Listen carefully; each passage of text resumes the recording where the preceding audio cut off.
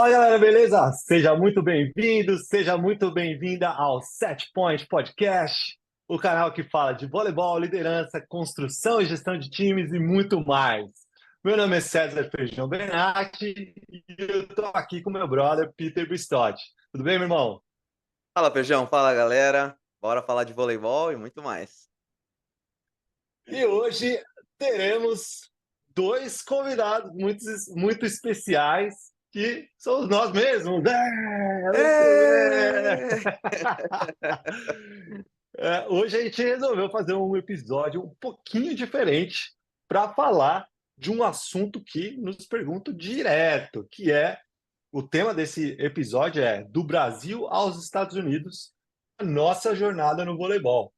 Então a gente vai falar hoje do nosso caminho profissional desde o Brasil, desde o nosso começo de carreira lá no nosso Brasilzão até chegar aqui nos Estados Unidos e quais caminhos a gente percorreu e quais os caminhos que a gente possivelmente pode recomendar para você que está nos assistindo, nos ouvindo, para vir trabalhar aqui nos Estados Unidos ou pelo menos se preparar para uma possível possibilidade, oportunidade aqui na terra do Tio Sam.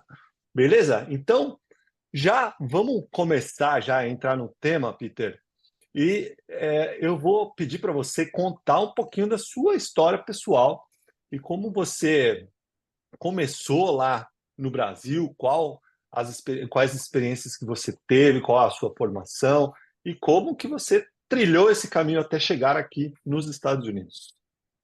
Vamos lá. A resposta é longa, mas vou fazer bem curtinho. Engraçado que quando eu entrei em contato com o vôlei a primeira vez, eu tinha caído de bicicleta e eu tava com Caramba, medo. Machuquei o rosto e naquela noite eu tava com medo de dormir, tinha que colocar um monte de pomada e tal. Eu tava com medo de dormir, a cara entrar no travesseiro e sair toda a pomada, ficar com o rosto deformado para sempre.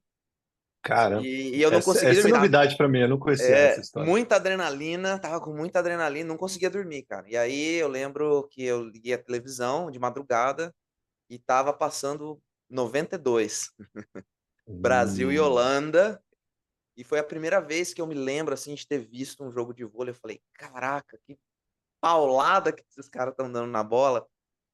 Bom, enfim, aquilo ficou na minha cabeça, e daí depois de alguns anos na escola, quinta série, comecei a jogar vôlei na escola, e mas eu fui uma criança que foi um maturador precoce.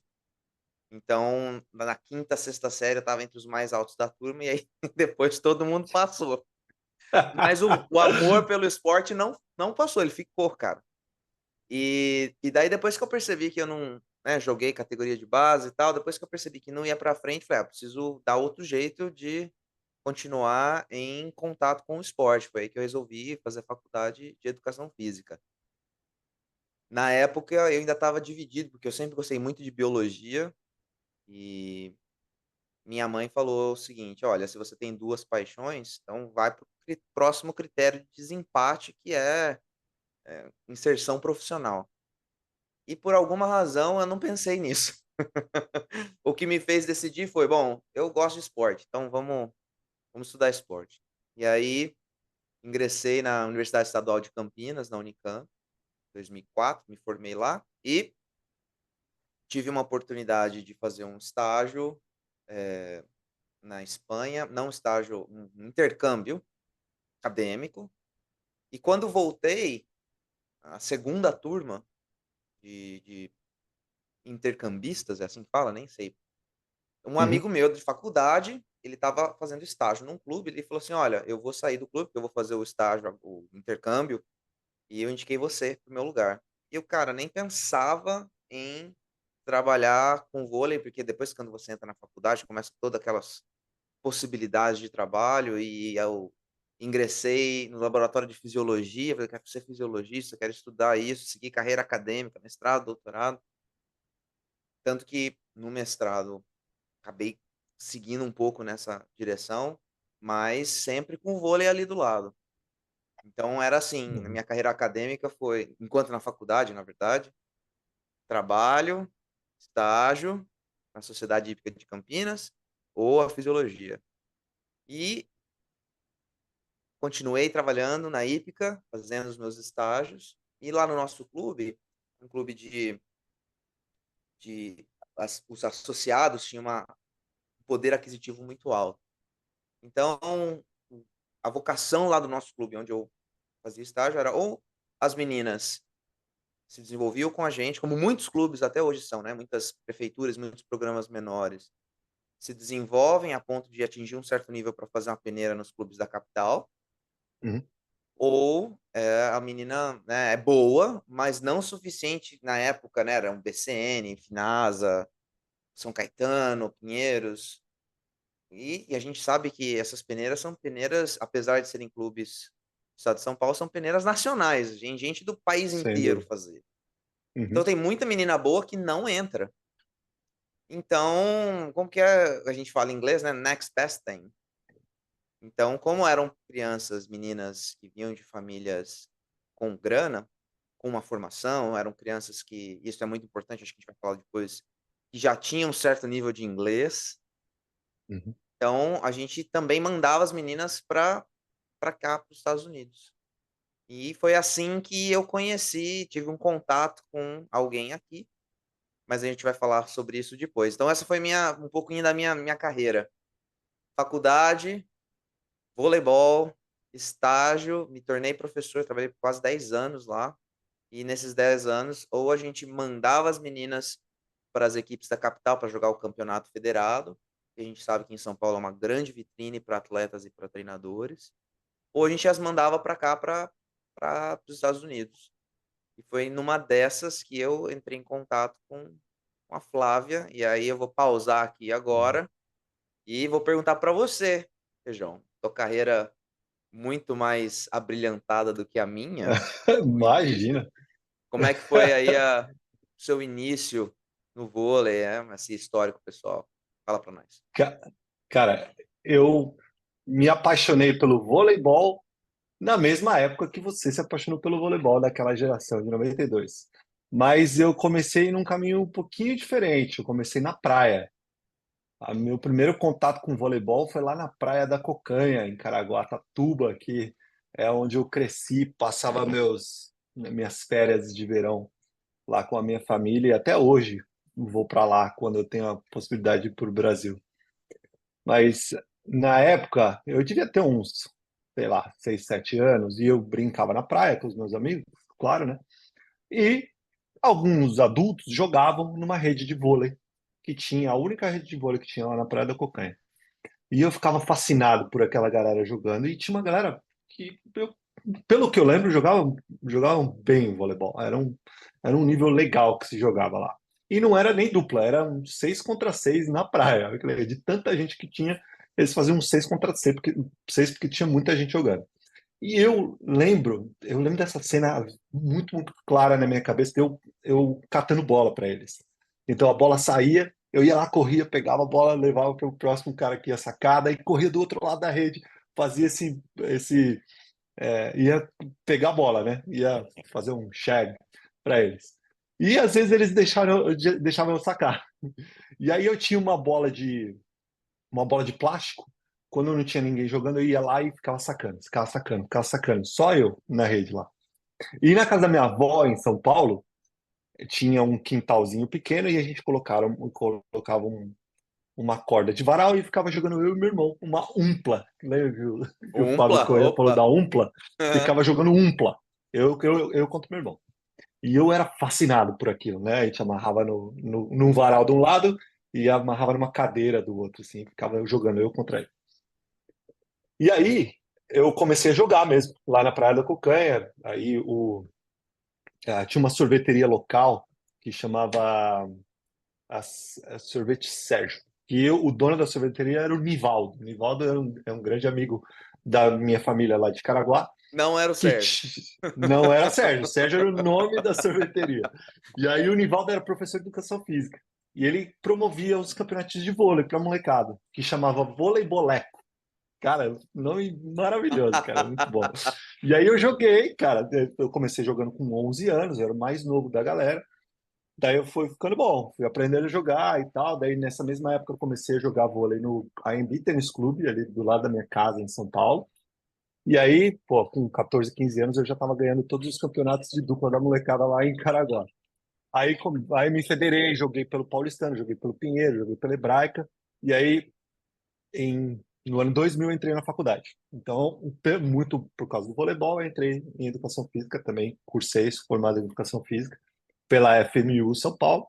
E na época eu parei de jogar, joguei um pouquinho ali na categoria adulta, mas não fui para frente. Daí falei, vou estudar só.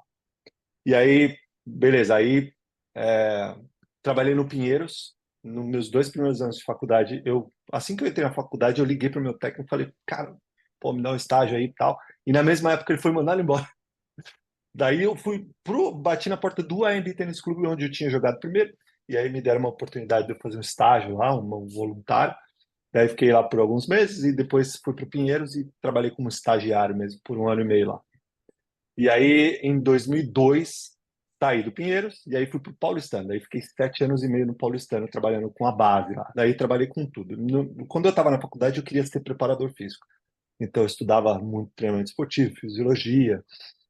Aí era preparador físico e assistente das categorias de base lá do Paulistano. Passei por todas as categorias lá, mas principalmente comecei com pré-mirim, e daí mirim, infantil, daí fiquei bastante tempo no infantil, mas também trabalhava com as categorias maiores, né, infantil, infanto, juvenil, e aí com adulto também, quando teve, alguns anos que tiveram adulto lá.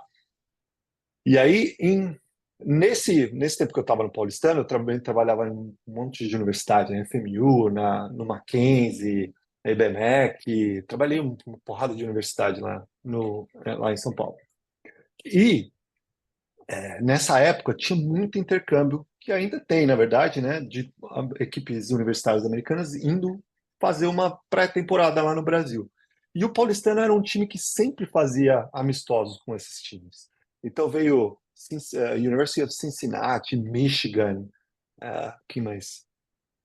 Baylor, acho. Veio umas universidades grandes fazer Uau! amistosos lá com a gente.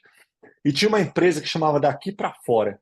Eu não sei se você conheceu essa empresa. Não Era uma conheci. empresa de intercâmbio que levava esses times lá para o Brasil para fazer amistoso com a gente.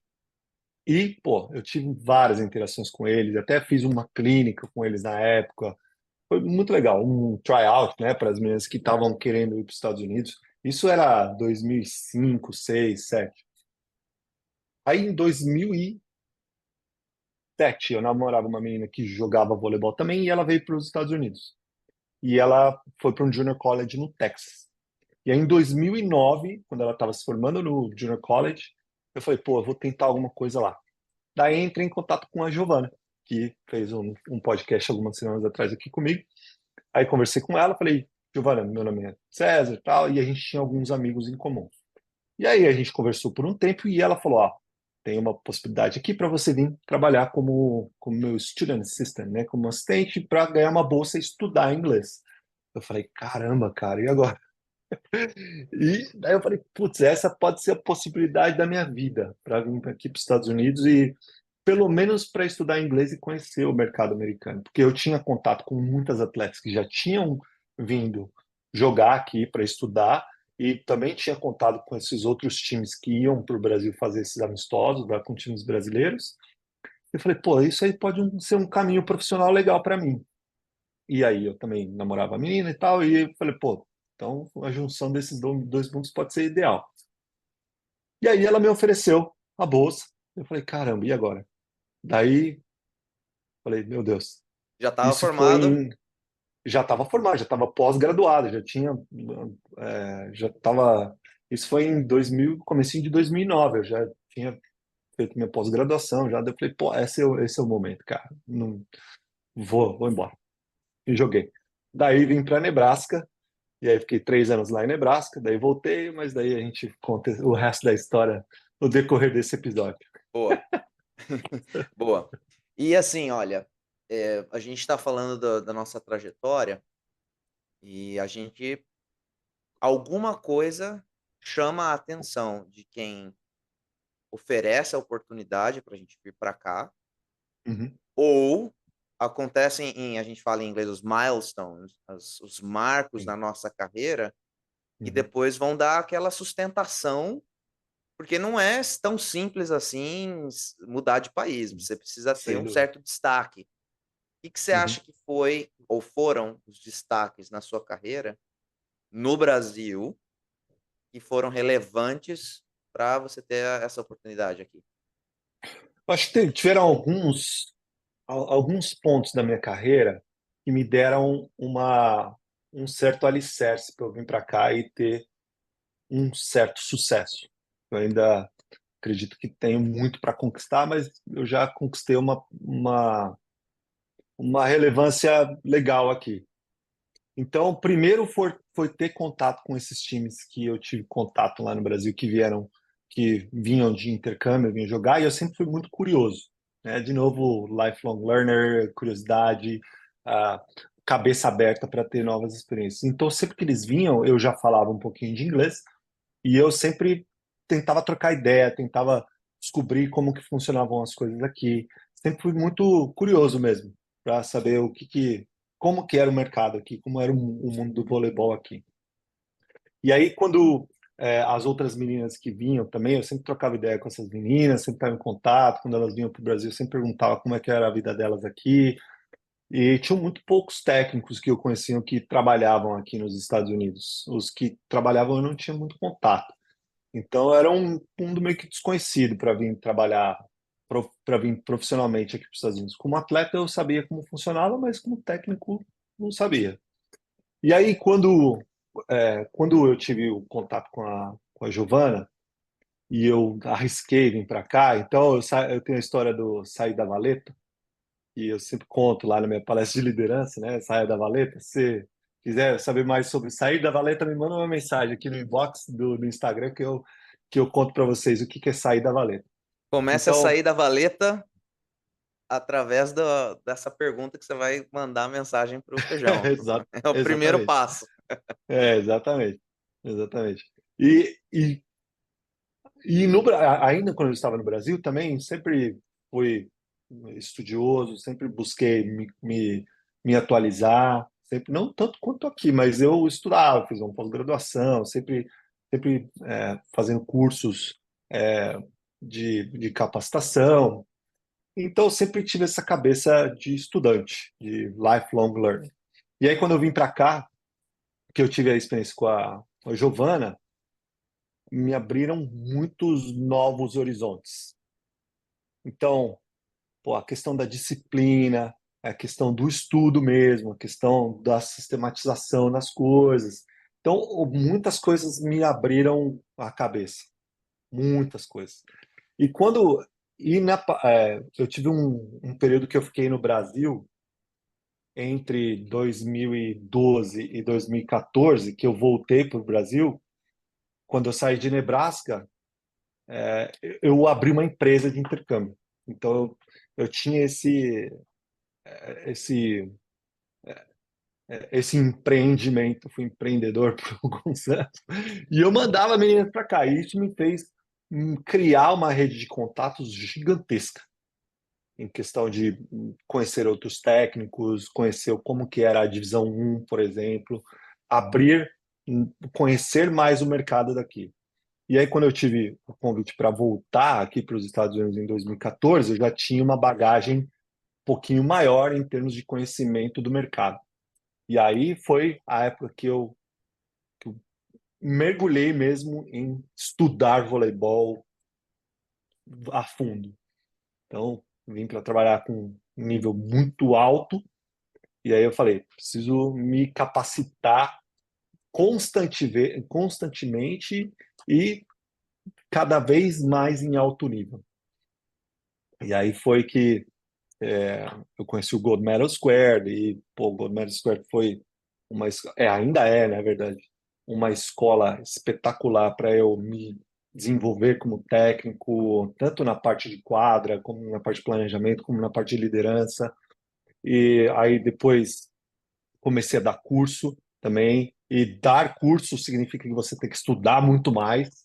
Então, esses passos na minha carreira foram super importantes para chegar onde eu estou hoje, numa seleção nacional, num, num, num programa de universidade que é um dos melhores do país, me tornar uma referência para quem está no Brasil. Então, todas essas todos esses pequenos passos foram extremamente importantes para mim. E aí eu devolvo a pergunta para você. O que que você tem por experiência, começando lá no Brasil e até vindo na sua história aqui nos Estados Unidos, eh, que foram relevantes aí para você chegar onde você está hoje? No Brasil, cara, eu acho que eu sempre fui meio que um nerdola, de estudar bastante na faculdade. Unicamp, né? Unicamp É, não pode ser diferente. tinha que estudar muito, porque você não ia ver tudo que você precisava saber em sala de aula. Então tinha muito conteúdo nos livros e tal, que era, em termos de tempo, impossível para os professores cobrirem na faculdade. Então, a gente diz que a Unicamp te ensina meio que a ser autodidata para várias coisas, especialmente Uhum, se você quiser, aprofundar nas coisas. Então, acho que esse foi o primeiro ponto. E aí continuamos, né, continua a ser assim até hoje. Mas aí quando a gente entrou na Ípica, quando eu entrei na Ípica, a gente, com o pouco que a gente tinha comparado, não é que era pouco, comparado com as equipes da capital, que sempre são as nossas referências, né, Pinheiros, São Caetano, Osasco, uhum, o próprio Minas e esses grandes projetos, a gente sempre tem que, né, mirar lá em cima. Então, comparado com esses sem projetos, a dúvida. gente não tinha muita estrutura. Era uma estrutura excelente, excelente, considerando onde a gente estava, mas comparado com onde eu queria chegar profissionalmente, porque para mim, enquanto eu estava no Brasil, a minha meta era: eu quero ser técnico de dar algum jeito de estar numa comissão de categorias de base de equipes de ponta. Sempre gostei muito disso, apesar de ser apaixonado pela iniciação esportiva. Uhum, Então, na minha cabeça era: o que que eu posso, com o que eu tenho, com as ferramentas que eu tenho, fazer o melhor que eu puder. Se eu não der para fazer isso, como que eu vou chegar lá em cima? E uhum. em casa também era sempre assim, tinha que lavar a louça, minha mãe falava assim: "Ó, lava bem feito, lava bem lavado da primeira vez, não vai ter que fazer de novo". Minha mãe já dizia: "O preguiçoso trabalha 2 vezes". Pois é, e então acho que veio isso que veio de casa. Então a gente lá nas nossas condições, a gente sempre, com muito apoio da nossa diretoria, sempre tentando fazer o melhor que a gente podia fazer para os nossos atletas e para tentar elevar o nível do nosso programa lá no interior de São Paulo. E com isso, a gente formou muitas atletas que foram para equipes da capital e que depois seleção paulista e até seleção brasileira de base. Então, eu trabalhei com atletas que foram campeãs mundiais em categorias de base, se tornaram profissionais. Então, acho que esse é um dos destaques da minha carreira enquanto eu estava no Brasil. Eu não fui um técnico de destaque, mas o produto do trabalho, e lógico que eu não estou falando que foi tudo resultado do meu trabalho, longe disso. Se essas meninas não tivessem comprado a ideia de que elas queriam se tornar profissionais, nada teria acontecido. Mas, por outro lado, também não teria acontecido, acredito, se elas não tivessem tido uma orientação de qualidade. Então, foi um casamento de 2 coisas, muito mais do esforço delas do que a quali a minha interferência, a minha orientação como um dos técnicos que elas tiveram no início de carreira delas. Então, essa foi uma das partes. A segunda foi, então, estudar o tempo inteiro, como você disse.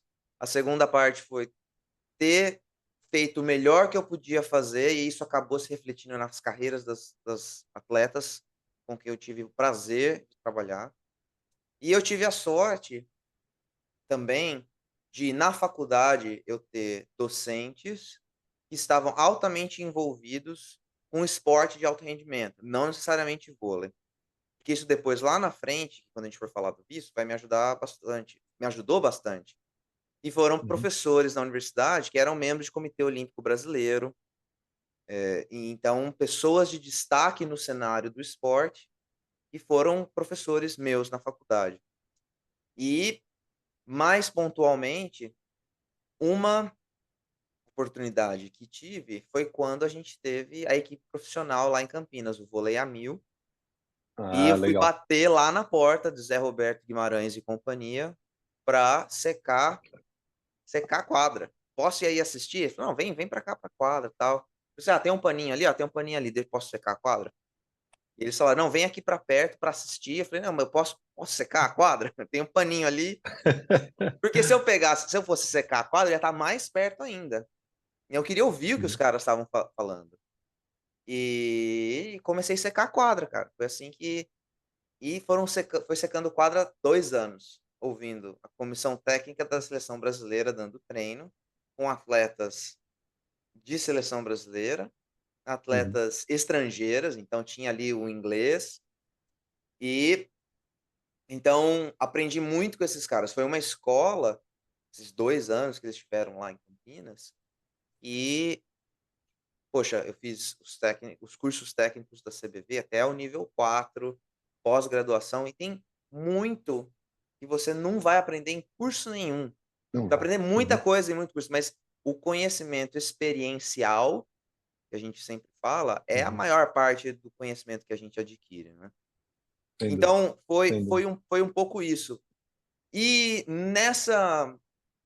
nessa vocação de enviar atletas para os Estados Unidos, eu fiz um contato, que foi com a Flávia, Uhum. que depois nós começamos a conversar, que ela na época ela era técnica de um junior college na Flórida, nós mandamos uma das nossas atletas para ela. E Uhum. nesse momento a gente começou a conversar sobre filosofia de trabalho e tal, e daí foi quando ela me colocou em contato com a Josi, que viria a ser a minha chefe, a dona do clube aqui onde eu trabalho. E para quem pensa que eu sou o dono do clube, eu não sou o dono do clube. Eu sou um funcionário, eu sou o Uhum. diretor do clube, eu respondo a meus superiores, eu tenho uma pessoa superior a mim que é a dona do clube. Então, pois é, não é, assim, mil maravilhas, pensando que você já vai vir para cá e já vai tudo vai acontecer e tal, a gente vai voltar a falar um pouquinho sobre isso. Mas então foi isso, estudar, fazer a Uhum. graduação, fazer pós-graduação, trabalhar tentar trabalhar com o máximo de excelência com os atletas que nós temos na mão, continuar estudando e no interior as oportunidades são muito mais escassas. Então, quando apareceu a oportunidade, uma oportunidade de trabalhar nesse alto nível, secando quadra, lá com vôlei a mil, falei assim: "Ah, é". E não fui só eu que fiz isso, o Lucas, que trabalhou comigo na Ípica, também fazia. Na época, eu dava aula de manhã numa escola particular, e aí, nos dias que eu não estava no clube, à tarde eu ia lá no vôlei a mil, e nos dias que eu também não estava na escola, porque eu não dava aula todo dia, estava lá quando eu podia. E o Lucas a mesma coisa. Mas ele podia ir sempre de manhã, e no treino mais técnico que eles faziam pela manhã, Uhum. né, por posição e tal, mas eu Sim, sim. sempre estava lá, e depois quem nos acompanha sabe o tanto que a gente defende o treinamento em contexto de jogo, eu pude muito ver o 6 contra 6, a construção do jogo 6 contra 6, Uhum. mesmo que começasse 1 contra 1, 2 contra 2, essa construção do jogo, eu tive a oportunidade e a sorte de ver Zé Roberto Guimarães, Paulo Coco, Oh. né, o Claudinho, todos esses caras trabalhando juntos. Então foi algo Uhum. espetacular que eu tenho certeza que contribuiu muito para a formação para minha formação de técnico, de professor que eu tenho hoje. Uhum. Então acho que Nada foi mais, nada menos do que a comissão técnica bicampeã olímpica pois é, pelo Brasil 2008, 2012, né? pois Nossa, é. Então acho que que, que foi maravilha. isso no Brasil que aconteceu comigo. Esses foram, Uhum. vou dizer assim, os pontos de destaque para mim. Aham. Então E, assim, e aí, eu tive e aí a pouquíssimo contato com diferente de você, com a galera daqui. Eu tive um Uhum. contato com o pessoal Aham. daqui. Pois é. Mas a gente tem lições aí, hein? A gente tem lições nessa nossa história que a gente já, na verdade, a gente já falou dessas lições em outros episódios, mas duas lições basicamente que vêm à minha cabeça. Primeiro é trabalhar de forma voluntária, que nem você falou, pô, vou lá secar quadra, cara. Exato. Eu quero estar perto dessa galera e ouvir o que eles estão falando. Então, ir lá, voluntariar seu tempo para você aprender. E eu também fiz isso bastante, muitas vezes. E segundo é criar contatos. E você usar esses contatos, ter, entre aspas, cara de pau, para você usar esses contatos para tentar alguma coisa melhor para sua carreira. Não tem nada de errado com isso, absolutamente nada errado. Se você é uma boa pessoa, se é honesta, se é trabalhadora, as portas vão se abrir. E foi exatamente o que aconteceu com a gente. Comigo, eu mandei um e-mail para a Giovana, dei muita sorte de dar certo logo de primeira, mas obviamente que ela foi pesquisar quem eu era, não me Exato. contratou de forma cega. Ela foi falar com outras pessoas para pegar referências de mim. E a Quando, mesma coisa, e é interessante porque a Flávia foi um ponto em comum da nossa história. Porque a Flávia que levou a Giovana para os Estados Unidos e a Giovana me levou. E a Flávia te indicou para a Josi. É, olha lá, legal. mundo menor do que a gente pensa ser. Muito melhor. Exato. Mas aí depois eu lembro agora aqui que a gente está conversando, quando o Gui, a gente conversou com o Gui, e Uhum. ele falou: entra em contato. E aí eu vou falar depois como que esses Exato, é. caras me ajudaram Uhum. depois. Eu fui lá bater na porta, mas a ajuda que eles me deram não foi somente me deixando lá secar a quadra. Foi depois também. Então, eu tentei manter esses contatos e mantenho até hoje, com muitos Uhum. putz, Zé Elias de Proença também Porra, estava na comissão técnica, mais um, meu Deus. e esses caras estavam todos juntos lá. Então, o professor Zé Elias, fantástico preparador físico, na minha opinião, um dos melhores Porra, do mundo, se melhores não do mundo. Eu mas diria o então, melhor. é, E o segundo é o Fábio. pai e filho, pai e filho, Papai, pai e filho, é. Um pai e abraço aí filho, para o a professor Zé Elias e o família Fabião. acadêmica, abraço para os dois. Mas vamos seguir aqui então, Feijão. Então a gente falou, né, das nosso histórico de trabalho e que houve na nossa carreira, os milestones, né, os pontos Uhum. mais importantes que a gente acha. No final das contas, é importante dizer que tudo, absolutamente tudo, contribui para a gente chegar onde a gente está hoje. Tudo. E ainda, por mais que a gente ache que não vai fazer diferença, eu vou falar aqui uma outra coisa. Tanto que eu trabalhei fora do clube sem ser pago por isso. Tanto que eu trabalhei em casa, Uhum. planejando Muito. treino, Porra. putz, até desenho de uniforme que eu fiz lá para o clube em Campinas, que ninguém via. Minha esposa via, na época era minha namorada. Tanto que a gente trabalhava em casa, eu falei assim: "Como é que eu posso melhorar o meu trabalho enquanto eu tô lá no clube?". O que a gente sabe no clube no Brasil é clock in, clock out, né. Mas o trabalho Exato. não começa e termina só enquanto você tá dentro do clube. Uhum. Aliás, grande parte do trabalho acontece quando ninguém tá vendo, né. Exato. Então, e aí isso me leva à minha próximo tópico da nossa conversa aqui. A gente trabalhando com esporte, vendo você e eu fomos muito influenciados pela geração de 92. A gente tem a meta, né, a gente: "Eu quero chegar lá e tal". Mas a minha pergunta acho que agora é assim, você tinha, além da clara do claro desejo de alçar voos maiores no esporte, outra motivação de expandir seus horizontes? Que te levou a buscar uma oportunidade fora do Brasil? Cara, sim, eu sempre tive e ainda tenho. Meu sonho sempre foi ir para uma Olimpíada, e ainda é, e ainda provavelmente vai ser por muitos anos, até eu atingir esse objetivo, que, se Deus quiser, atingirei.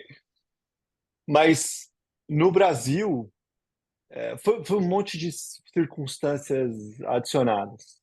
Então, o fato de eu ter uma pessoa que estava aqui já me motivou, o fato de ter uma nova experiência me motivou também.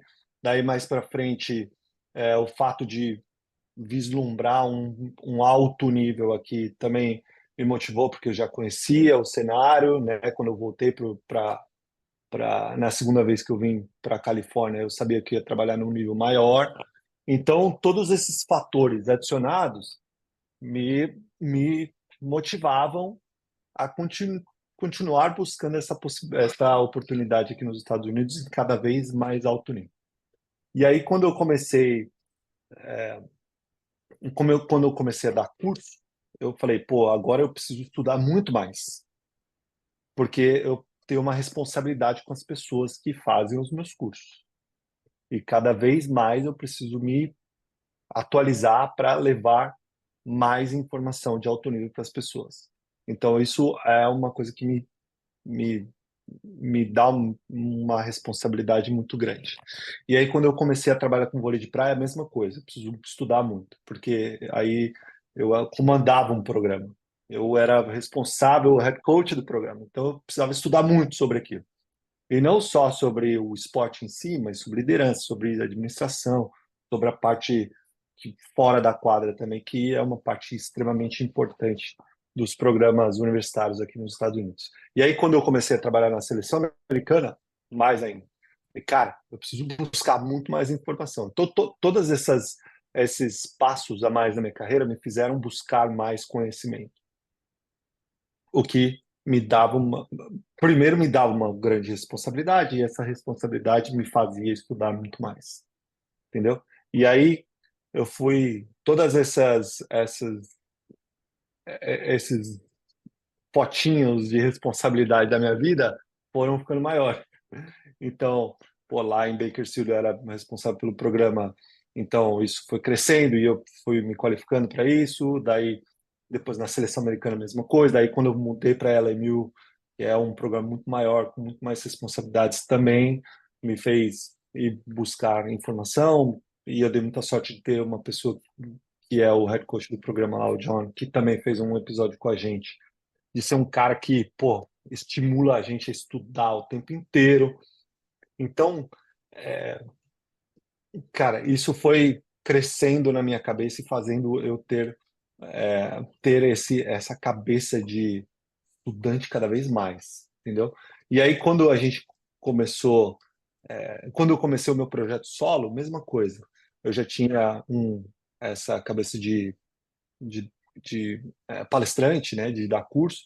Só que quando eu comecei o meu projeto solo, aquilo lá era total responsabilidade minha e não tinha ninguém para eu dividir essa responsabilidade, a não ser a pessoa o Elinho, que fazia parte do projeto também mas numa outra frente, né, numa frente mais administrativa. Agora o conteúdo, a parte de que eu estava ensinando para as pessoas, realmente era total responsabilidade minha, não tinha para onde fugir, entendeu?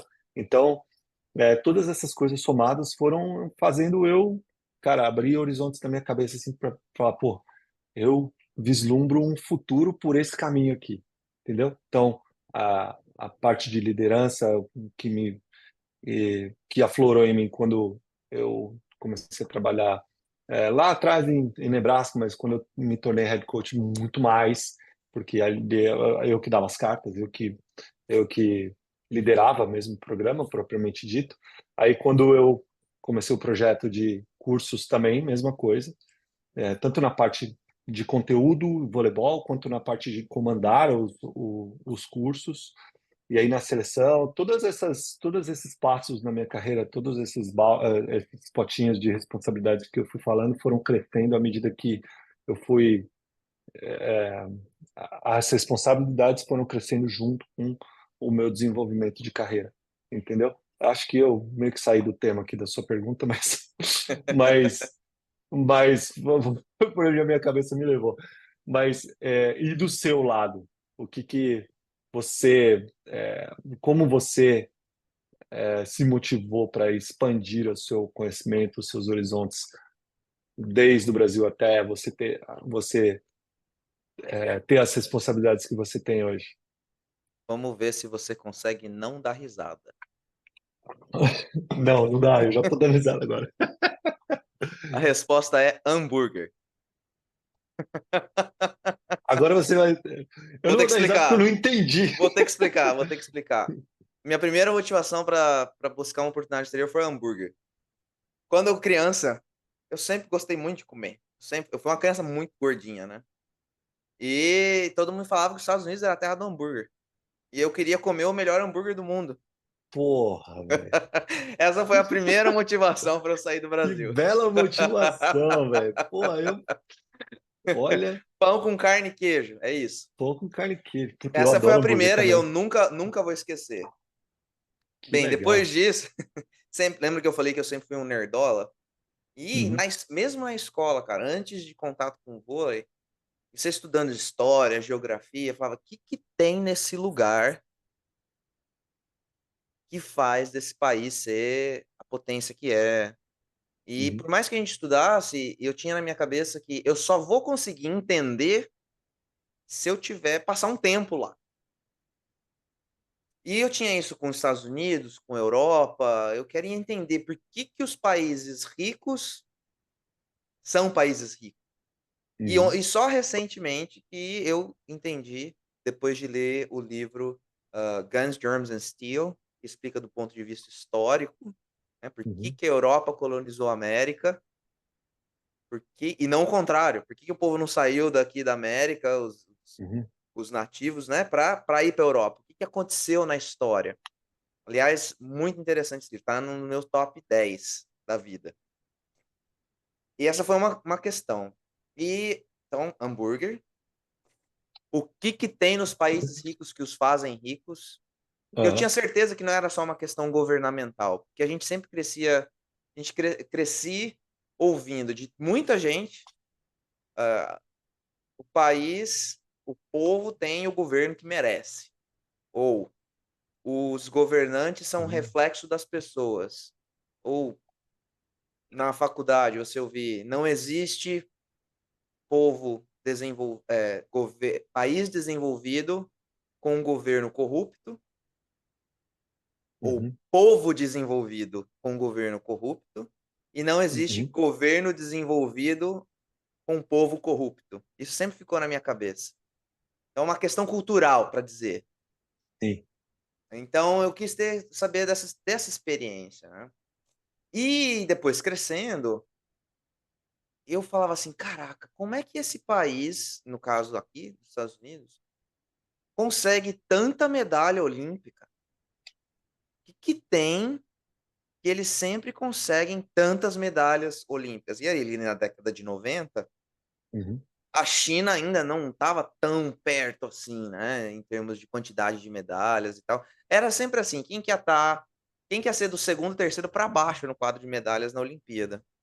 E uhum, já apaixonado por esporte, eu falei assim: "Cara, o que que tem nessa mecânica desse país que produz tanta gente?". Então, foi mais ou menos isso, assim. Então, eu cresci querendo ter uma oportunidade num país desenvolvido. E o hambúrguer me sempre deixava os Estados Unidos aqui o na minha hambúrguer. cabeça. O hambúrguer, O né, hambúrguer sempre era me o deixava. Pois motivador é. original. E na escola eu sempre fui bolsista em colégio privado. E todos os meus amigos, todos não, mas muitos dos meus amigos: "Ah, vou passar férias nos Estados Unidos, vou passar férias nos Estados Unidos". Era pouca gente que eu ouvia dizer que ia passar férias, sei lá, na Itália ou na Inglaterra, era muito lá, a minha região era o destino de escolha das famílias. Então eu acho que devia ser Disney, o Outlet, vem fazer compra, né, e tal. Uhum, Então, e a questão de depois na faculdade. Lembra que eu disse que em paralelo com o esporte, eu estava nessa carreira acadêmica na parte mais, né, na área da ciência biológica relacionada à educação física, e acredito que não seja somente na área de biologia e de ciências da saúde, quanta produção científica partia daqui. uhum, Então o que que tem nos Estados Unidos, agora já no ambiente universitário de pesquisa, que permite esse país ser a potência que é na quantidade de papers publicados, a oportunidade de se fazer uhum, pesquisa que se tinha aqui. Então, na Unicamp, direto você via docentes das mais variadas áreas indo tinha palestra de tudo quanto é professor visitante, e gente que via uhum, fazer pós-graduação sanduíche aqui, eu consegui uma bolsa de estudos para vir fazer faculdade, mestrado, doutorado aqui. Então, você vê que são várias pecinhas E eu falei assim, cara, eu quero morder um pedaço desse bolo aí também, quero, Uhum, mas nunca imaginei que ia ser o lugar que eu ia vir para morar. Sempre tive uma admiração muito grande por conta dessas questões. Inclusive, minha esposa fala que ela sempre achava que eu queria vir para cá por causa da Disney, mas era muito mais do que isso, sabe. Eu sou uma criançona, eu adoro parque de diversões, eu gosto muito mesmo, assim, mas era muito mais do que isso. Então, potência olímpica, potência educacional e de pesquisa, ciência e tecnologia. Eu queria saber o que que acontece, mas eu queria saber por dentro, eu não queria ter relatos de outras pessoas, eu queria eu ter essa experiência de alguma forma. E acabou uhum. sendo que, por conta da gente ter mandado aquela uma menina para cá, essa de primeira deu certo também.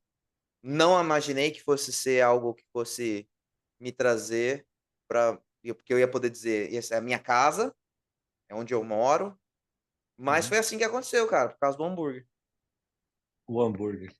Oh, Mas você beleza. sabe Eu, que eu acho engraça que eu acho que é interessante e a nossa história, eu acho que se não se entrelaça, mas os motivadores, eles obviamente aparecem ao longo do caminho, né. Então você falou: "Eu nunca pensei que eu ia continuar morando aqui". Porra, eu também não. Quando eu estava em Nebraska, eu tinha certeza absoluta que eu ia voltar para o Brasil e ia fazer minha carreira de técnico lá. Certeza absoluta, eu não cogitava, enquanto eu estava lá, na possibilidade de voltar para cá e continuar minha carreira e até seguir minha carreira para sempre aqui, que é o que tem se desenhado nos últimos anos. Então, a gente sempre fica com essa impressão na cabeça de: "Ah, não, beleza, é uma fase, depois eu volto para meu país de origem e fico lá", né, porque a gente, sei lá, pelo menos na minha cabeça sempre tinha, né, até alguns anos atrás, a impressão de que a gente a gente pode construir alguma coisa maior no nosso país de origem ou pode ter uma possibilidade maior lá, mas sei pois lá, é, isso é uma circunstância e até um devaneio aqui meu. e falando nisso, cara, as pessoas que já me ouviram falar, sempre digo que eu tenho alguma coisa na base e para mim tem um temperinho diferente. Uhum. Lógico que se um dia eu for convidado para ser membro de uma técnico de uma comissão técnica olímpica, acho que nenhum professor de educação física de qualquer esporte negaria uma oportunidade de ser É. parte de uma comissão técnica. Mas eu não sei, cara, pra mim tem alguma coisa na categoria de ba o meu sonho de profissionalmente falando, é não é nem a Olimpíada, cara, é ter um contato no mais alto nível possível na base. O que que porque tanto que isso foi uma parte do meu TCC, do meu trabalho de pós-graduação, foi identificar mas nesse caso foi padrão físico, né, antropométrico. Então o que que eu fiz? Peguei 10 anos de dados de seleção brasileira, adulta, Uhum. e tracei um perfil antropométrico desses caras. Então, peso, altura, e aí a gente fez uma regressão estatística para baixo, considerando os gráficos de crescimento, sabe aqueles gráficos de pediatra? Tem filho, você Sim. sabe, né? Uhum. Então, altura predita, peso predito. Fazendo essa regressão em idade, 19, 21, 20, 19, 18, 17, onde que uma criança, antropometricamente falando, o que que eu consigo enxergar numa criança observando essa equação de predição de crescimento, como que eu identifico um talento físico, né, que Interessante. seria um padrão ouro depois lá. E a gente sabe que tem os pontos fora da curva, mas é possível que você faça uma regressão estatística para saber na base. E eu fiz isso com a Uhum. seleção masculina, e a primeira e só saiu com a masculina porque foi o naipe que eu tive acesso primeiro aos dados. E eu precisava terminar, então acabei publicando só com a masculina, mas eu tinha os dados da seleção feminina também. E na época, quem era o gerente de seleções era o Risola, Grande e Risola. conversei com o professor grande Risola, até publicamente, mais uma vez, agradeço muito por ter aberto a porta. Enviei esse trabalho de volta para a CBV, inclusive está publicado lá no site da CBV como um dos Legal. trabalhos acadêmicos. E eu falo assim, cara, se é possível a gente prever ou predizer essa questão, eu sempre gostei muito do ensinar. E quando eu vi você falando da liderança e de palestrar, eu acho que nós dois temos isso, né? Dá para ver, enquanto você fala, teu prazer de ajudar as pessoas, não necessariamente somente transmitir conhecimento, mas no sentido grego da palavra pedagogia, pegar a criança pela mão e conduzir por um caminho. Eu acho que Uhum, toda vez que eu ouço você falar e agora me assistindo e me ouvindo falar, fica claro uhum. que é o motivador principal é ser professor. E eu falo isso sempre, Transcende, eu falo transcende só passar a e informação. tudo que a gente faz, e eu falo isso no livro, você tá lá na cara, na tua cara o tempo inteiro, a missão Uhum, primeira de ser professor. uhum, Então, isso fica muito na minha cara. Então, eu acho que o meu maior sonho é ser o melhor professor que eu puder ser, e aí onde quer que isso vá me levar, uhum. mas profissionalmente falando, o meu sonho é trabalhar uma categoria. E eu sei que assim, ninguém lembra quem que é o técnico da seleção brasileira sub-20, quem que é o técnico da seleção americana sub-19, mas profissionalmente, a minha realização profissional é um dia chegar numa seleção nacional, qualquer que seja, e poder falar assim: "Vamos desenvolver um trabalho com essa molecada", porque a minha satisfação é ver que parte desse, assim como eu fiz com as meninas lá em Campinas, Uhum. e o melhor que nós pudemos fazer, e algumas delas conseguiram chegar, de ver essa molecada, meninos ou meninas, depois alçarem voos maiores para defender a bandeira do país deles. Isso para mim é a realização, é o Olimpo profissional para mim. É, exato. É Maravilha. isso, E é isso. quem está assistindo a gente aqui vê o brilho nos nossos olhos aqui, que, porra, Pois é. espetacular. Então vamos Mano, vamos seguir adiante? vamos seguir adiante. Agora, os meios legais para vir trabalhar aqui. Como que foi o seu caminho em termos legais, em termos de visto, toda essa questão burocrática e Burocrática, que legal? é Não, que é importante, é muito importante. A muito, muito. primeira coisa que eu sempre falo e falo para todo mundo, se você quer vir, e aí a gente vai falar especificamente dos Estados Unidos agora, né, que eu estava Uhum. falando de Europa, tudo, mas Estados É, sim, Unidos que é a sim, sim. nossa experiência. Primeira coisa, se você quer vir trabalhar nos Estados Unidos em uma profissão que exija um alto nível de formação, não vem primeiro, nunca vem ilegal, não vai ilegal para Nunca, lugar jamais, de não jeito faça nenhum, isso, galera. não Pelo faça amor de isso, Deus. não faça isso. Pode parecer sedutor, pode parecer um caminho mais curto, e é mais curto, é Uhum, mais barato, mas você vai, eu conheço gente ilegal, tá ilegal, você vai sempre dormir com a pulga atrás da orelha. Eu falei: "Eu jamais". Então não vem ilegal. Então, para mim foi o seguinte, cara, quando, eu me voluntariei a vir para cá na minha primeira temporada, ainda como visto de turista, 6 uhum, meses, não passei, esse tempo, não, aqui chama ficar fora de status, né, quando você passa o é, tempo que o seu visto é permitido. Então foi ali, a Josi falou assim para mim: "Olha, eh, eu quero patrocinar o teu visto, o clube, né, mas a empresa precisa estar estabelecida para a gente poder qualificar para produzir o teu visto. E só que eu só consigo se você estiver aqui". Então, ficou nesse paradoxo, né, como é que eu vou crescer a empresa se eu não posso estar aqui legalmente? E foi uhum, daí que, conversando com advogados, sabe, o único jeito vai ser dessa forma. Então naquela primeira temporada nossa, eu vim como voluntário, e eu não recebi $1 em 2016, 17, mas eu fiquei na casa da minha chefe, ela me deu comida, então eu estava a visitando. Eu não trabalhei de forma Uhum. ilegal, porque eu não ganhei dinheiro, então não é Uhum. trabalho. É. Estava lá sendo como se fosse um consultor. E depois nós conhecemos um advogado daqui que, que na época, e aí a vantagem de você o Vabo falou isso, né, de você estar não, desculpa, não o Vabo, o o Baza, num dos episódios que ele fala, que é você estar no lugar propício. Eu tô aqui em Sim. perto de Washington DC, a capital, então acabei entrando em contato com um advogado que na época era o cara que estava em charge da imigração. Ele trabalhava para o governo, mas também tinha o escritório dele. Então ele disse: "Olha, o que eu a única vantagem que você vai ter de trabalhar comigo é que eu sei o que os juízes vão querer ver no teu processo.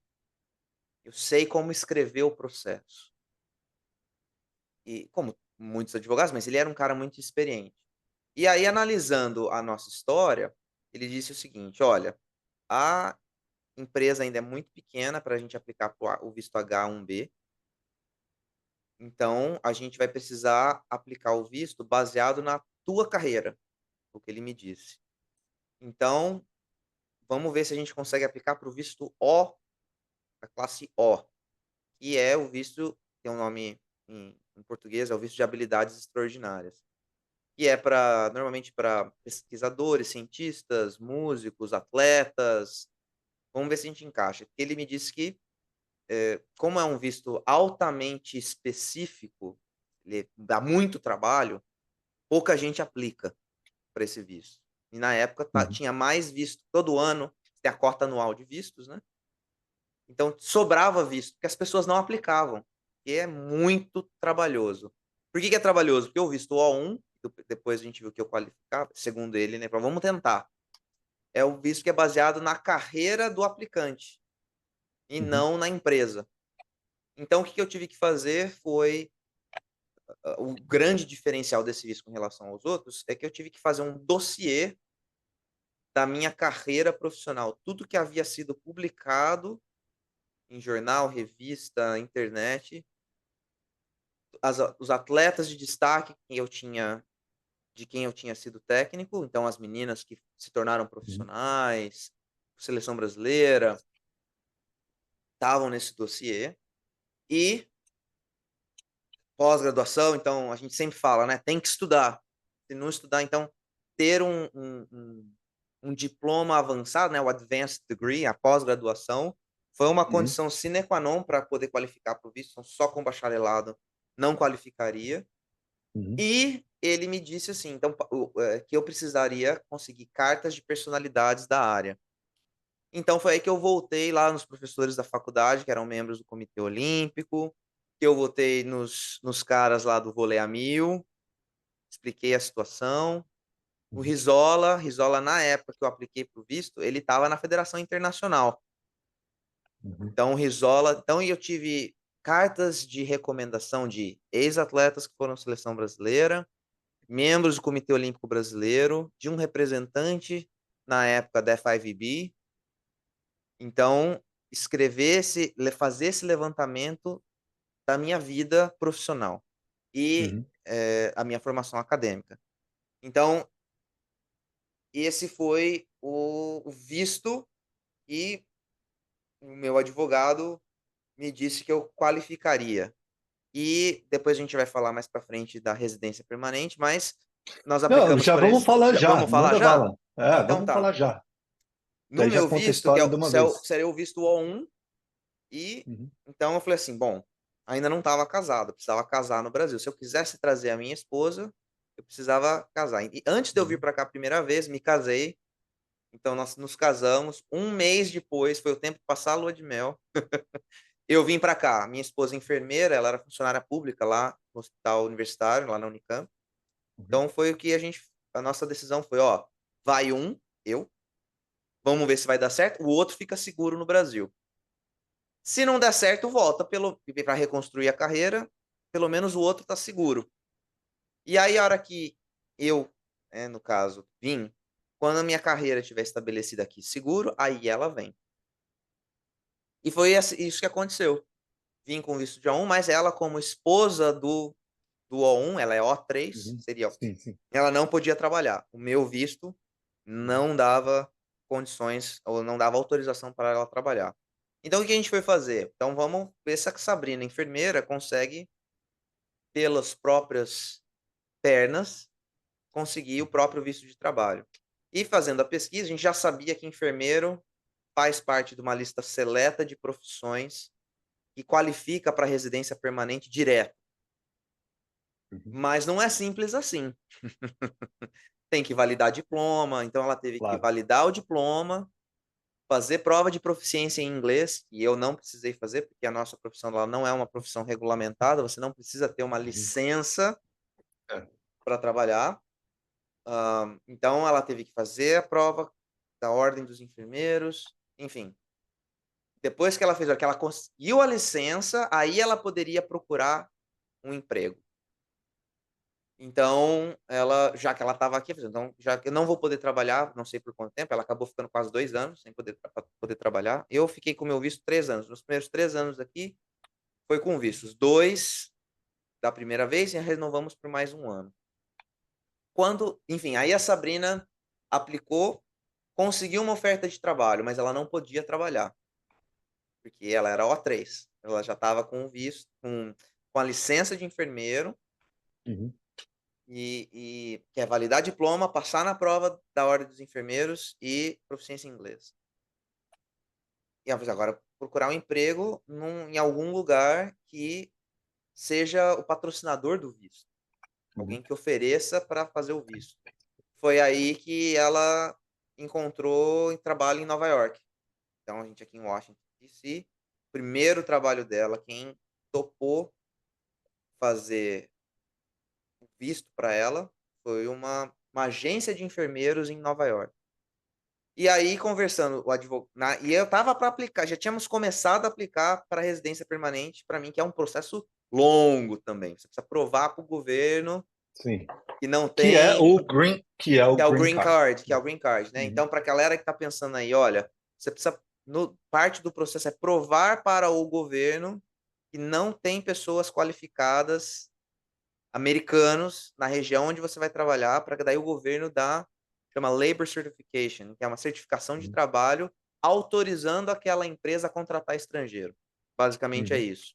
Isso. E essa parte do processo, que na época estava demorando de 1 a 2 anos, para o enfermeiro não tem, porque É essa mesmo? Olha que legal. labor Certification, porque é uma profissão que é altíssima demanda no país inteiro, existe a Labor Certification que já está emitida para o país todo. Então, o processo através dela ia ficar pelo menos 1 ano e meio mais rápido do que através do meu trabalho. Então, nós Uhum. pausamos o meu processo, exatamente aí, Uhum. e entramos com o visto, a residência permanente dela, né? Através dela. Uhum. Através dela. E aí, como nós éramos já casados, então um consegue, aí consegue para o outro. Pois é, Uhum. e aí foi a nossa sorte, eu tenho fico até meio envergonhado de dizer isso, foi porque o nosso processo foi final de 2019, foi quando fechou a pandemia, a tragédia, mas que para nós teve um saldo positivo, porque aplicamos, enviamos toda a documentação, paga uma porrada de dinheiro, todo formulário é dinheiro que vai, é dinheiro que vai, é dinheiro que vai. Mas porque estava tudo fechado, quando começou a reabrir, acho que o nosso processo estava tudo direitinho. Quando fechou tudo, a gente estava esperando receber a carta do governo para entrevista, que é o governo que marca a entrevista, não é você. É. Uhum. Só fala onde que você quer fazer, e eles que marcam. E chegou o documento lá da imigração, falei, chegou a nossa entrevista. E quando abri, assim, Welcome to the United States of America. Então era uma carta de boas-vindas. Nós não fizemos entrevista. Olha só que legal. Nós recebemos direto. Então, se você perguntar para mim como é que é uma entrevista de green card, eu não sei. Sabrina não Eu, sabe. Você eu vai já poder conto já falar já. isso. Então, foi Eu assim, fiz. visto o O1, então o meu trabalho nos trouxe para cá, mas o trabalho da minha esposa Uhum. foi o que fez a gente ficar. Foi. Foi mais ou menos isso. Deu muito E é uma. trabalho, muita documentação. Aham, nem fala. Meu Deus. E como é Não, que mas foi o como é que foi o teu? Não, antes de eu contar como que foi o meu, é legal a gente falar para as pessoas que, cara, é um, é um trabalho de time, né? Então você e a sua esposa, pô, puta de um time, né? E apesar dela ter vindo para cá, quer dizer, ela veio para cá por sua causa, que você arrumou um trabalho e vocês conseguiram a residência permanente por causa dela. Por causa dela. A gente ia Então, aplicar através do meu trabalho, mas aham, efetivamente a gente tinha quase certeza que uhum. através dela ia ser muito mais rápido, Sim, muito mais pô, rápido. sensacional, muito legal. E, pô, o meu caso foi um pouquinho diferente. Eu vim, na primeira vez que eu fui lá para Nebraska para ser student assistant, lá do Uhum. Western Nebraska Community College, e eu vim com visto de estudante. Então, eu fiquei 3 anos lá como estudante e eu fui embora de lá e voltei para o Brasil. Fiquei 2 anos e meio no Brasil. E aí, quando a Giovana pegou o trabalho lá em Bakersfield, ela me convidou para voltar, e aí a proposta de emprego era para vir com visto de trabalho. Aí eu falei, pô, visto de trabalho é legal. E o visto de trabalho que eu tinha era o Pô! H1B, que era o visto de trabalho, cara, não é tão fácil de conseguir. Então, basicamente, o visto de trabalho H1B, eu também tive que fazer um processo gigantesco de mais ou menos 4 meses, onde eu tive que comprovar para o governo americano que eu era mais capacitado que americanos que possivelmente poderiam aplicar para aquela vaga. Então, primeiro eu tinha que receber a proposta de emprego. Então, a Giovana me fez a proposta. E eu aceitei. Só que daí que começa o processo. Pois Então, eu tive é. que mandar toda a documentação, teve que fazer uma porrada de comprovação através de currículo, através de cartas de referência, recomendação, tudo mais, que eu era mais capacitado para ter aquela vaga. Desculpa te interromper. Isso é só uma lição muito importante sobre visto. Galera, primeiro você consegue o emprego e depois Exato. você aplica para o visto, Exatamente, né? exatamente. Primeiro você É, e, consegue o emprego, então tem que bater na exatamente. porta, tem que conversar, tem que ter a rede de contatos Uhum. para E tem que se qualificar. depois, exato, e para depois você entrar com o Uhum. pedido de visto, e não o contrário. Exatamente, Mas exatamente. vai lá. E aí eu fiquei com visto de trabalho e o visto H1B, ele vale por 6 anos, máximo 6 anos. Só que depois de 4 anos você pode aplicar para a residência permanente, que é o Green Card. Então depois quando eu completei 4 anos com visto H1B, aí eu apliquei para a residência permanente e esse processo durou 2 anos, exatamente 2 anos, que era o limite do meu visto, entendeu? Então, quando eu apliquei em janeiro de 2018, em dezembro de 2019, meu green card chegou. Uau! 2 meses antes de bater a pandemia. Foi uma Fechar tudo. baita sorte.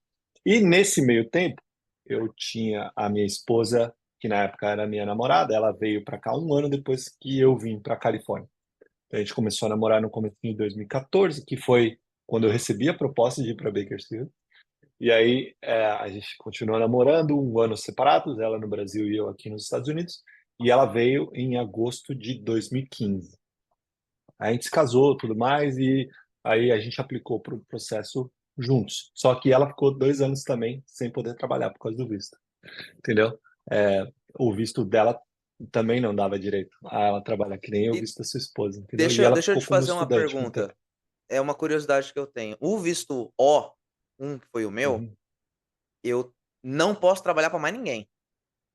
Eu só posso trabalhar para o meu empregador. E se eu precisar trocar de empregador, aí tem um outro processo que você entra, porque quem te patrocinou o visto, ele é o teu patrocinador, então você só pode trabalhar para aquela pessoa.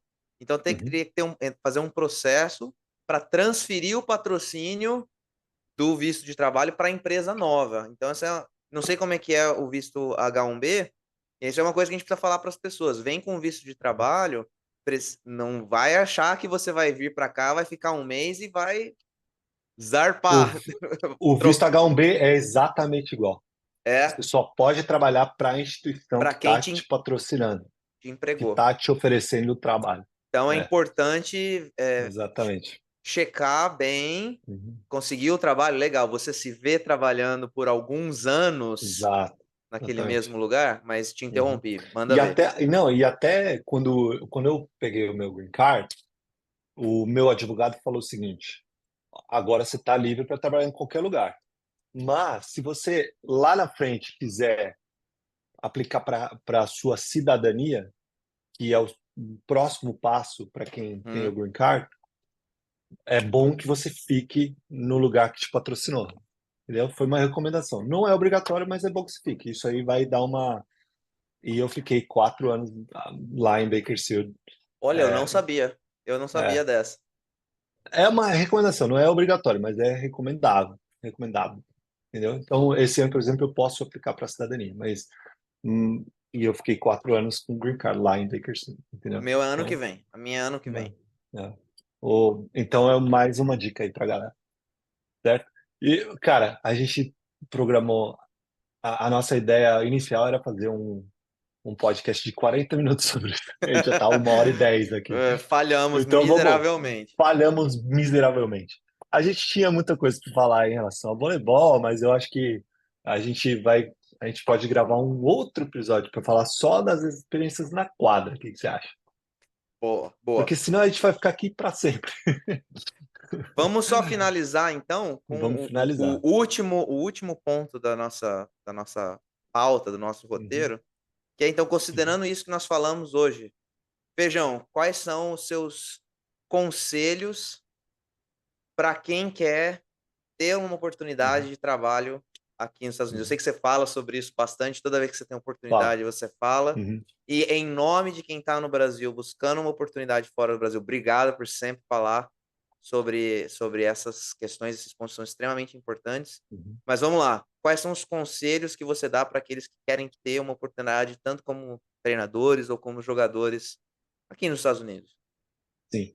Eu sempre falo que são três principais pilares para você tentar uma possibilidade, uma oportunidade aqui nos Estados Unidos e construir uma carreira assim que você consegue essa possibilidade. Primeiro, falar inglês. Falar inglês é essencial para você conseguir uma oportunidade aqui. Não, e assim, tem muita gente que me pergunta, me perguntam como é que funciona, eu falo, e aí, pô, falar inglês é a primeira coisa, como é que é o seu inglês? Ah, eu entendo, meu amigo. Entender não é falar inglês. Tem que falar, se comunicar. Para você dar um treino, você precisa falar o mínimo de inglês. Até Então, porque até porque, por mais que você vamos supor, você vai trabalhar num clube só de brasileiros, só com atleta brasileiro, mas a tua entrevista, o teu visto, exatamente, o cara quer saber: "Ah, vai trabalhar? Conseguiu o visto de trabalho? Então vamos ver se o cara manda bem inglês". A tua entrevista lá no exatamente. consulado vai ser em É. inglês. E outro, para você alugar um apartamento aqui, para você comprar um carro, para você construir uma vida aqui, pelo amor de Deus, fale É, inglês, galera. pois Não, é. não existe jeitinho. Começa E na aí, entrevista e exato, exatamente. vai E, embora. pô, estude inglês, cara.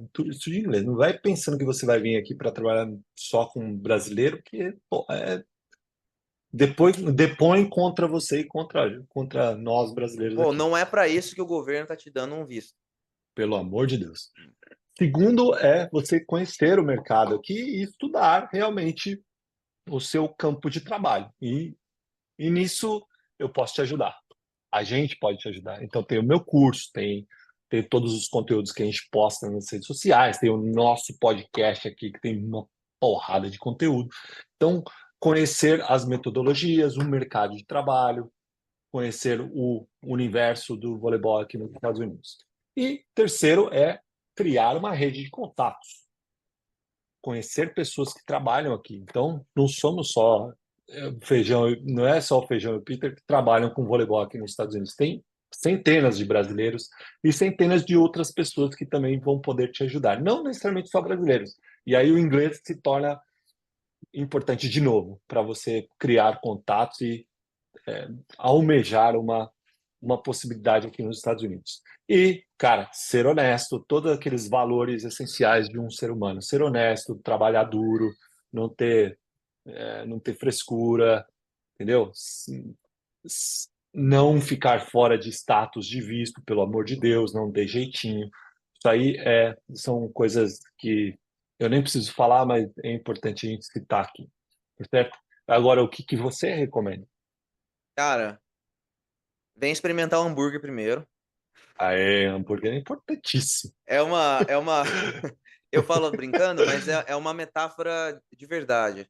Que às vezes Foi a gente tem uma importantíssimo. imagem a gente tem uma imagem romantizada do lugar, e tendo tido a oportunidade de ter viajado em muitos lugares do mundo, uma coisa é você estar num lugar como turista, você só vai ver as coisas legais, Uhum. você não vai ver a parte burocrática, o que é ruim.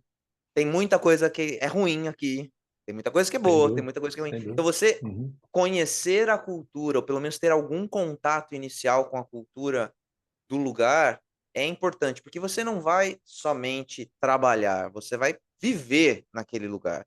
E o trabalho Uhum. não é quem você é, o trabalho é parte da tua vida, não é a tua vida. Então você precisa estar em um lugar em que você se vê tendo uma rotina como residente, Exato. por menor que seja a quantidade de tempo que você vai estar lá, se é 6 meses, 5 meses, 4 meses, mas você vai morar, você vai desenvolver uma relação burocrática com o governo, você vai ter que pagar conta, todas essas coisas Vai que ter o que pagar turista imposto, vai que ter que é pagar imposto, super exatamente. complexo aqui. Então conheça, tenha vem passar férias. Aí vai ter que gastar dinheiro? Vai ter que gastar dinheiro, vai ter que Vem gastar dinheiro. visitar a gente, nossas portas estão Exato, abertas aqui. venha visitar, venha conhecer como é que é. Você consegue se ver, lembra lá quando eu falei, a máquina de formar atletas que é aquele lugar, como é que funciona a mecânica? O Feijão fala muito disso, da cultura do treinamento esportivo é muito diferente, você consegue se identificar, porque senão você vai ter uma vida miserável, você vai ter um trabalho miserável. Então, Exato. querer estar a partir de um conhecimento de causa daquele lugar onde você vai estar. A segunda, coisa que eu digo é, antes de vir para cá, não seja um profissional medíocre no Brasil. E aí eu não estou dizendo ser Palmas. reconhecido e estar na televisão, nada disso. Você pode ser um profissional espetacular sem ser famoso. Uhum. Você tem que ser um profissional acima da média, porque senão, primeiro por uma questão pessoal, e aí eu tô falando por mim, uma questão pessoal, mas segundo, você vai ter que provar para os caras aqui, para o governo aqui, que você é acima da média, não só no Brasil, mas é que você é acima da média de quem tá aqui, Exato. E não só para o governo, né? Para as para pessoas todo que vão mundo. te E contratar também. exatamente. Volta lá no episódio com o Rissoto e você vai ver que Verdade. ele falou isso, ele deu testemunho. Ninguém tá nem aí Sensacional. para quantas medalhas olímpicas você tem. É isso mesmo. Você é bom? Essa é a pergunta. Você é Uhum. bom? Você entrega o trabalho? É. Então, A porta pode até abrir, mas vai manter aberta? exatamente. Vão Então, abrir outras você portas? precisa ser um profissional acima da média. E eu vou dizer que, para quem já ouviu minimamente falar do mercado americano, qualquer que seja a área, meu amigo e minha amiga, se você deixar de estudar, deixar de se aprimorar, deixar de estar antenado com as tendências, as metodologias da tua área, e no nosso caso, esporte, educação física, você vai ficar para trás e as portas vão se fechando. E vão se É fechando e isso aí. vão deixar de ser abertas. O inglês não tem nem o que dizer. Não tem nem o que dizer. E acho que Uhum. a última dica que eu tenho, as duas últimas, entre pela porta da frente nesse país. E mais uma vez, não fique um segundo fora de status ilegal. Não faça nada ilegal, especialmente se você pretende se mudar, porque vai aparecer lá no teu histórico de alguma forma. Não sei, os caras acham tudo. Os caras acham tudo. E, Impressionante. e o mais importante, tenha uma rede de apoio. Tua família, os teus Gente. amigos, você fala em rede de contatos. Eu acho que tem, para mim, tem essa rede de contatos, ela precisa ter um nível de profundidade que vai além dos contatos profissionais e dos seus amigos que você vê ali. Você precisa ter um grupo de pessoas, quer seja a tua família, que você possa com quem você possa contar o tempo inteiro, pessoas que vão te apoiar, porque ser um imigrante não é fácil. Não é, E não mesmo é mesmo. depois que você se tornar cidadão, você sempre vai ser o César Feijão Benatti lá do Brasil. Mesmo sendo Exatamente. americano, o Peter sempre vai ser o brasileiro, Uhum. onde a gente vai estar. Então, acho que essas são as dicas principais que eu dou. E tem que ir atrás. Acho que a última, de verdade, acho que pode ser de nós dois. Não vai cair uma oferta de trabalho, um clube querendo te contratar para ser atleta, se você não for atrás. Todos os nossos convidados com quem nós Uhum. conversamos até hoje falaram a mesma coisa. Você precisa estar em contato com o teu sonho, que o Gui Exato. falou. Você precisa ir Uhum. atrás, cara. Se não for Uhum. atrás, e aí mais uma vez o inglês de novo que você falou. Para É, professor e treinador, você não vai mandar um e-mail para um clube aqui pedindo emprego em português. Não faça isso. exatamente. Não faça. E para quem, óbvio, vocês podem contactar a gente aqui, mas não mande uma mensagem aleatória falando, ó, eu trabalho com vôlei, meu currículo é esse, tem um lugar para eu trabalhar. Por favor, não façam isso com a gente, tá? Conheçam a gente primeiro, tá? Hum, Conheçam o nosso trabalho, crie uma relação com a gente. Só uma dica especial. Agora, a gente não poderia terminar esse episódio sem agradecer as pessoas que nos ajudaram a chegar aqui onde a gente está.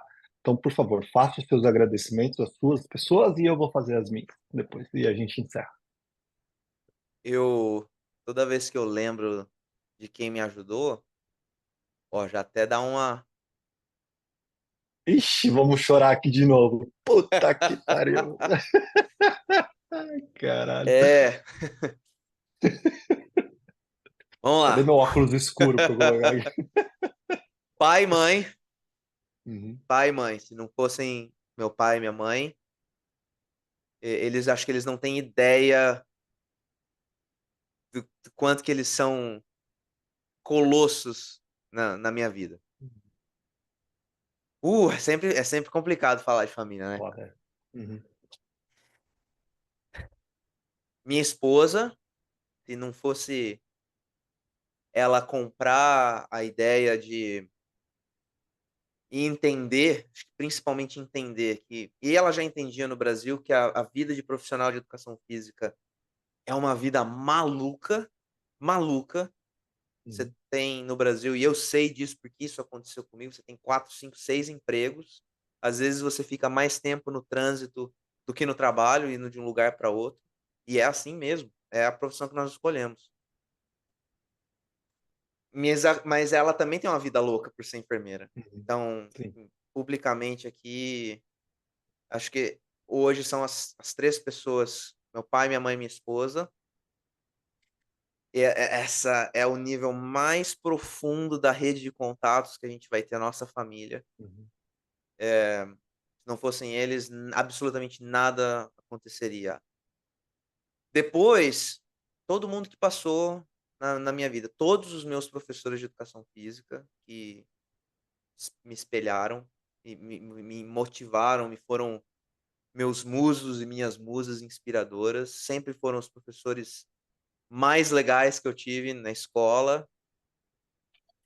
E já que estamos falando de professores, meus docentes de faculdade, todos os cursos que eu fiz, todo mundo deixou uma marca.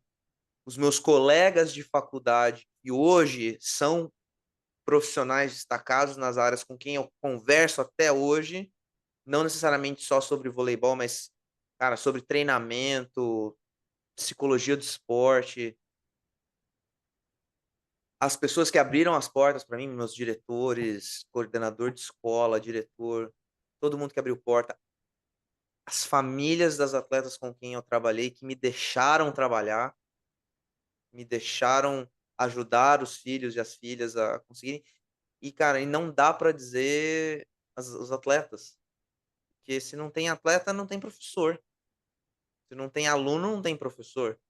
Se não fossem essas crianças, e eu falo muito das crianças porque foi com quem eu mais trabalhei, quererem voltar e quererem aprender e Uhum. acharem que eu tinha alguma coisa para ensinar para elas, nada teria acontecido. Putz, cara, tem tanta gente mais, os meus amigos.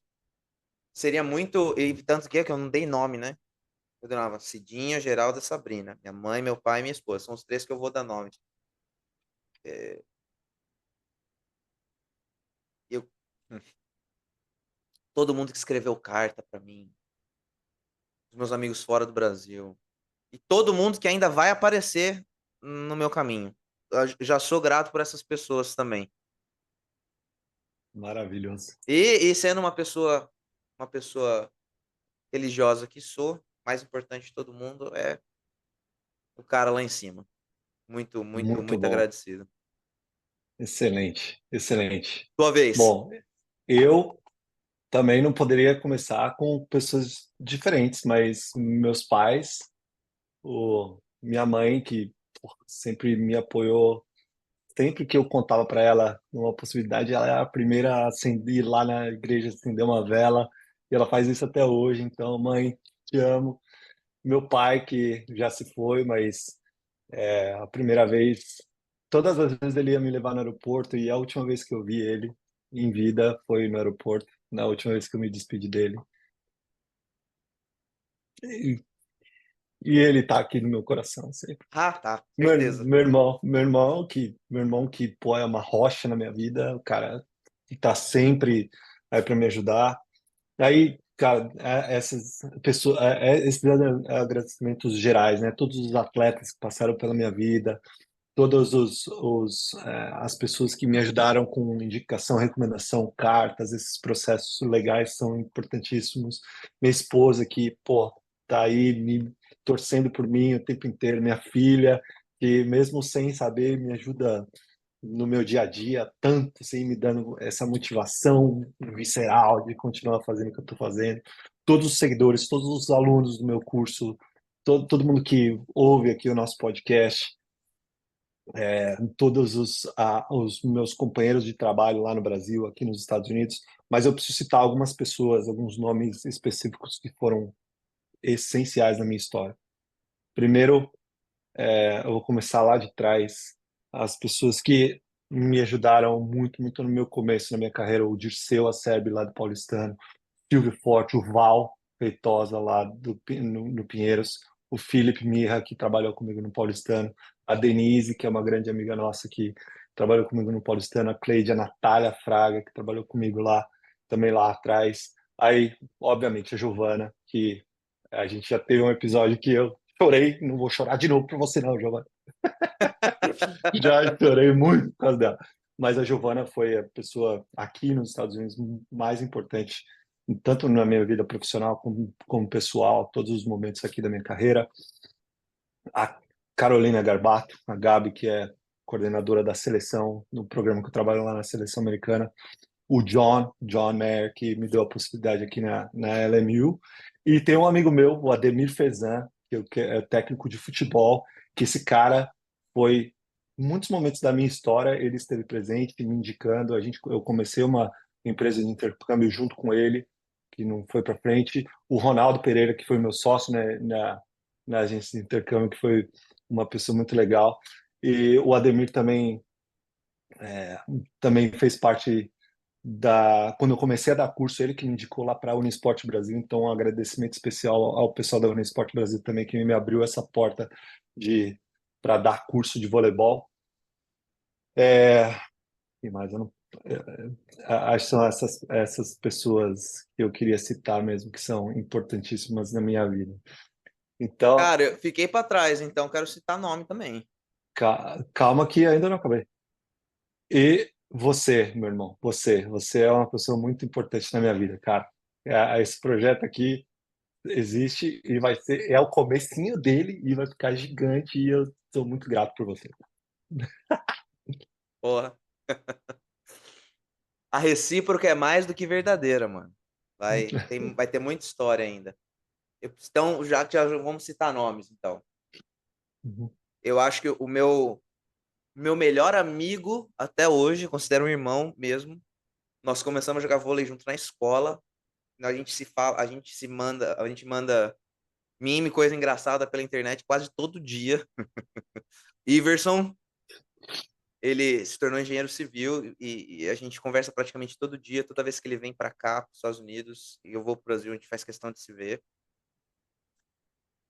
O meu primeiro professor de educação física que me apresentou voleibol, o professor Zé Luiz, Colégio Adventista de Hortolândia, foi assim, cara, e todos os professores de educação física que vieram depois dele. Cara, o meu professor de educação física também chamava Zé Luiz na É, escola. poxa, jogava muito vôlei, muito vôlei. E especialmente, olha, Ronaldo Mercadante, que me abriu as portas na IPTA. Depois foi meu diretor. Depois a Alice Lobo Paz, depois foi diretora, enquanto eu estava lá. Marcelo Ferro, que foi coordenador de esportes. Depois o Flávio Caruso, também na IPCA. O Lucas, que foi meu parceiro na IPCA por 10 anos. Nós somos os dois professores da IPCA. Tanta coisa que nós vivemos juntos lá. Agradeço essa galera demais. Quem me abriu as portas na escola comunitária de Campinas, a professora Sandra Galli, que era diretora na época, e que me ensinou muito como ser um professor melhor, professor mesmo, de escola, sabe? Na profissão Sim. professor. Isso me ensinou demais, demais, demais da conta. Zé Roberto Guimarães, que me deixou secar a Grande quadra, e Zé. toda a comissão técnica lá da seleção brasileira que estava lá no Vôlei a Mil. Vou esquecer todo mundo, hein? Paulo Coco, Zé Elias de Proença, Claudinho, Boni. Olha a galera que tava lá, Bom, cara. pô, Esses caras que legal. me deixaram secar a quadra lá. É, poxa, e Flávia, que me apresentou a Josi. Se não fosse por ela ter aberto a porta, essa comunicação não teria acontecido. E a Josi, minha chefe, que é, faz quase 10 anos que eu tô aqui no mesmo clube. E você sabe, já teve muita porta que foi aberta para mim. E essa, essa, essa mulher, ela é uma coisa espetacular na minha vida. Se não fosse ela, eu não tava aqui fazendo o que eu tô A fazendo. gente agradece ela também. E você, né? Um dos meus Obrigado, meu mentores. irmão. Um dos meus mentores. E toda vez que eu preciso. E isso é uma coisa acho que eu nunca te falei. E como diretor de clube, o meu trabalho principal, além da gestão do clube, é apagar fogo, é resolver pepino. Porra. E você teve experiência com o clube esse ano, você sabe o que eu estou dizendo.